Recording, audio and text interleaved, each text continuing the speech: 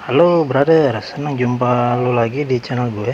Kali ini gue mau buat perkakas sebenarnya, alat bantu buat gue. Mungkin ini bisa jadi ide buat lo ya yang suka eksperimen atau ngoprek. Kayak gue nih kemarin, gue butuh suplai tegangan itu dua ya. Untuk dua modul gitu kan, untuk dua modul. Nah tapi kan gue punya satu nih. Masa gue mesti nyalain ini kemarin nih, power supply yang ini nih kan. Jadi repot nih, padahal sebenarnya ini kalau di cabang sih nggak ada masalah ya. Akhirnya gue cabang, cuman jadi nggak menarik aja sih ngeliatnya.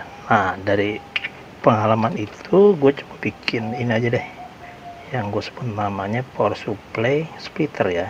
Jadi dari satu ke sini, masuk sini, nanti ada outputnya satu, terus output dua. Kebetulan karena kotaknya kecil, kayaknya gue cuma bisa bikin dua output aja nih.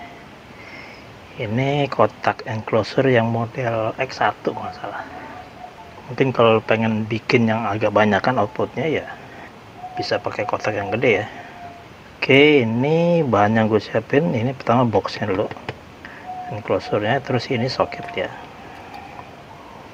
soket banana merah dan hitam. Terus ini nanti ya gue perlu bikin jack lah, kalau jack sih bebas kan. Lo dari sini mau kemana gitu kan, ininya konektornya nanti ya. Oke, let's go, kita mulai buat.